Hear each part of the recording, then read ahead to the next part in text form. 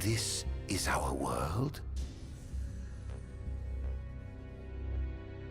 It has been estimated that Eos came into existence some 4.5 billion years ago.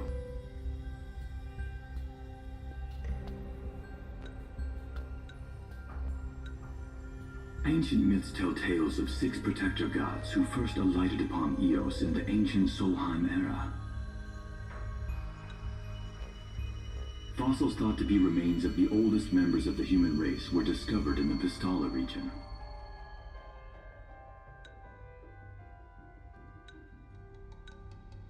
Some claim that humans discovered fire in the Sukarp region even before the dawn of the Solheim civilization. According to legend, the fire god Ifrit first bestowed his burning wisdom upon a man who later sat the throne of Solheim.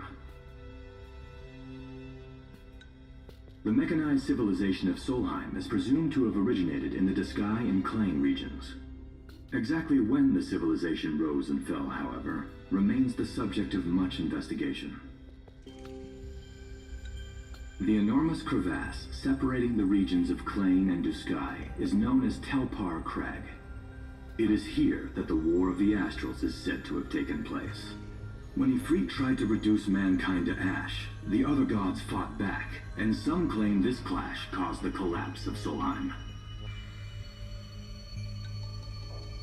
It is said that Ifrit, having lost the War of the Astrals, was interred atop the Rock of Rabito. After the war, the ice goddess Shiva allegedly sank into a deep slumber, nestled in the Goravas rift of Volup. To this day, no one knows what became of the blade god Bahamut. The earth god Titan can be seen supporting the meteor at the heart of the disk of Kothis in Diskai.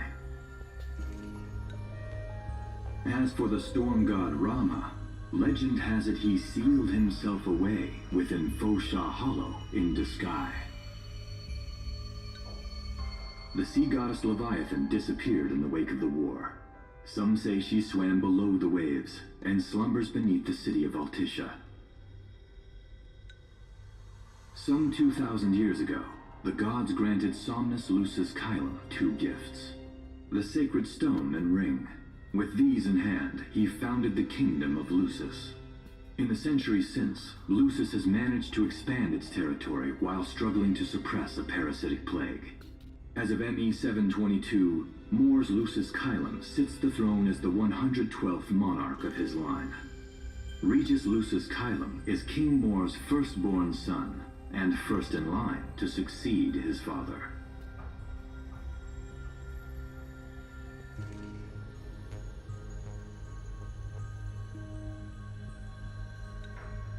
Angelgard, off the coast of Golden Key, is an uninhabited island that Lucians regard as sacred ground. Ancient texts tell of a monster known as Adagium supposedly sealed away within, but investigations into its existence have yet to provide conclusive evidence.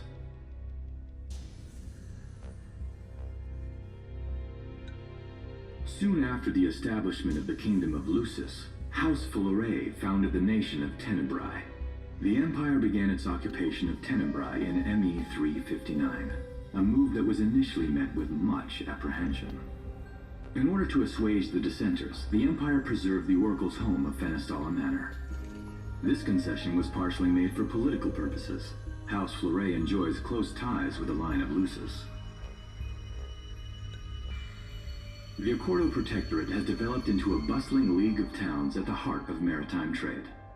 In ME 606, the Empire won an important battle against the allied forces of Lucis and Accordo, and in turn, annexed the Protectorate. The country is steeped in traditions and cultures that are incompatible with imperial rule, so the Empire has permitted it a measure of relative political autonomy.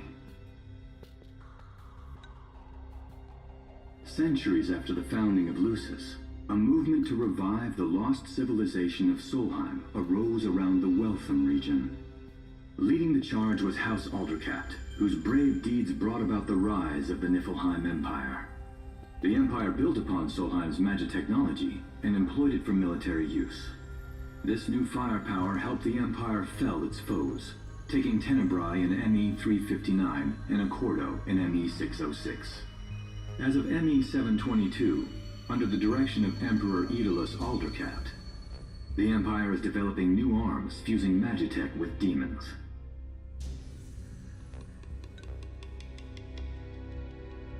Vestiges of the ancient Solheim civilization can still be seen in the ruins of Piteous and Steeleth Grove. Several ancient structures also dot the forest of the Fall Grove that encircles Castlemark Tower. Excavation of these various sites is currently underway. In ME-501, during an expedition in the Ulwad region, the Imperial Army discovered a new species known as demons.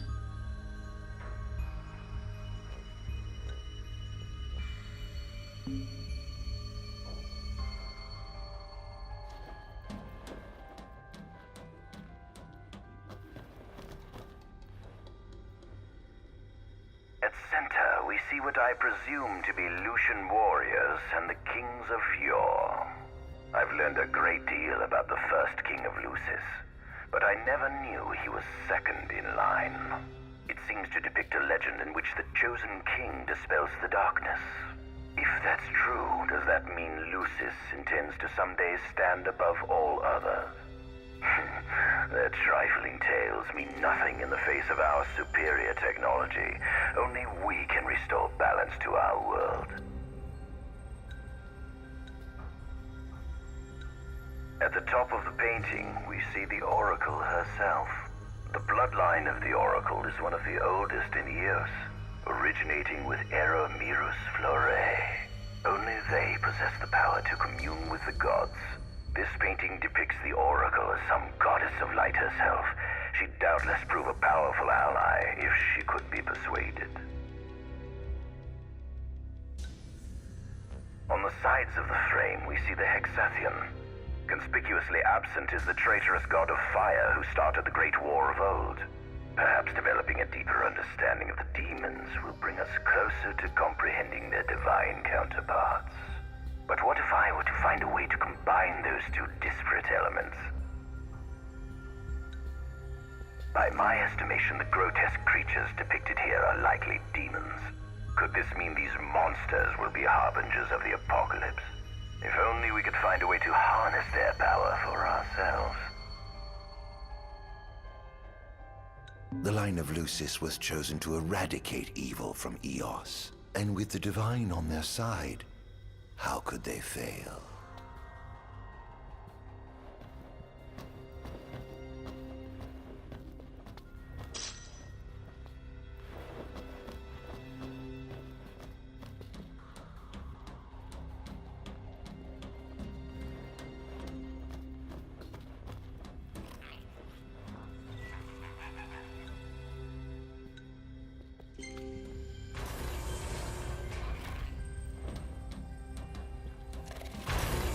Given the demon's aversion to light, they typically stick to the shadows until the sun fades and the night falls. Adagium, however, is different. Unlike his demon brethren, he can still function uninhibited in broad daylight.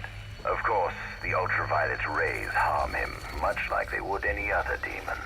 Yet his cells regenerate quickly enough to essentially negate the damage. It stings, like the light of the sun. Perhaps I'd best cover up.